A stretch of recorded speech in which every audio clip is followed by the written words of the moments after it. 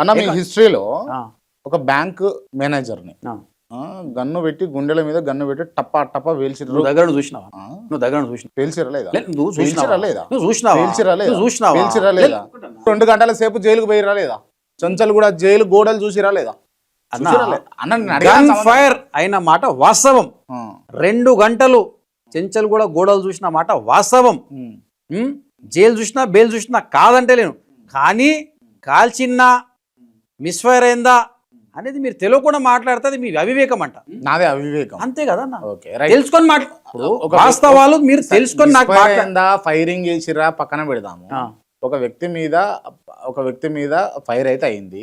Fire అయినప్పుడు obvious గా it will takes time, long time judiciary పరంగా. కానీ 2 గంటలలో మీరు జ్యుడిషియరీ పరంగా అంటే ఎట్లా 2 గంటలు? మీకన్నా జ్యుడిషియరీ మీద నమ్మకం లేకపోయి ఉండాలి.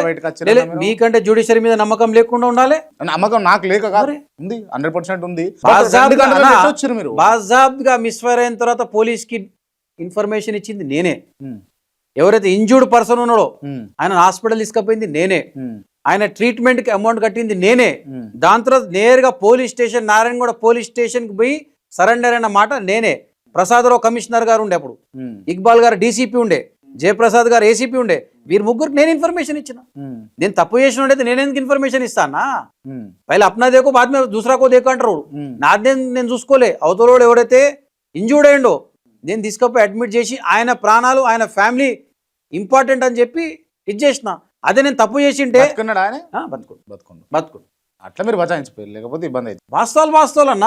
ఫైరింగ్ అయింది, ఇదైంది వాస్తవమే. కాకపోతే బచాయించుడు అంటే న్యాయపరంగా నా తప్పు లేదు కాబట్టి బచాయించిన. న్యాయపరంగా ఇక్కడ మీరు ఇక్కడ అండర్లైన్ చేసుకోండి. ఇట్లా పెన్నిట్లా అంటారు చెప్తున్నా. న్యాయపరంగా ఇలా వాస్తవం ఉంది కాబట్టి నేను బచాయించిన. ఓకే, రైట్ అన్న. ఈ ఇంటర్వ్యూలో నేను అంటే మొదటి నుంచి కూడా నిష్కల్మషంగా ఉన్నట్టు అడుగుతున్నా.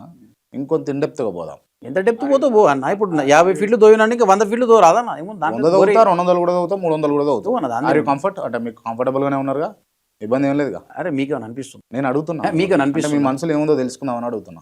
నా మనసులో ముఖంలో కనబడుతుంది, ముఖంలో మీకు కనబడుతుంది, మీ ముఖం నాకు కనబడుతుంది. మరి ఏం కనబడుతుంది? ఏమో అడ్డమైన అన్ని అడుగుతుండు క్రాంతి అని. అంటే వాస్తవాలు అడుగుతున్నాను అనుకుంటున్నారు కదా? వాస్తవాలు అంటే మా లైన్ లోనే ఉన్నారు మీరు. అంటే మీ లైన్ లో నేనున్నా, నా లైన్ లో మీరు ఉన్నారు నేను అనుకుంటున్నా. కృష్ణారెడ్డి, యనమల కృష్ణారెడ్డిని కక్ష కట్టి బండారు శ్రీకాంత్ రావు ఓడగొట్టిండు కాబట్టి ఇవాళ ఈ ప్లేస్ లో ఉన్నారు కదా.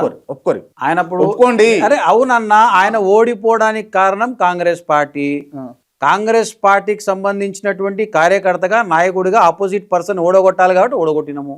అప్పుడు నేనే కాదు, మధుసూదన్ రెడ్డి ఎవరైతే రేవంత్ రెడ్డి గారు చుట్టం ఉన్నారో ఆయన, నేను, ఒక ప్రజెంట్ కార్పొరేషన్ చైర్మన్, వారు ముగ్గురం ఉండే. ఆపోజిట్ పర్సన్ ఓడగొట్టాలి కాబట్టి ఓడగొట్టినాం.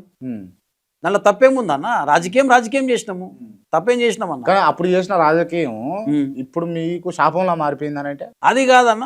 శాపంకి అయితే మారలే అన్న. అంటే ఇప్పుడు నేను మళ్ళీ తీస్తున్నా, మీరు 50 ఏళ్ళు ఉన్నారు కాంగ్రెస్ పార్టీకి. 1995 నుంచి మీరు పని చేసుకుంటూ వస్తారు ఎన్ఎస్ఏ ఫ్రమ్.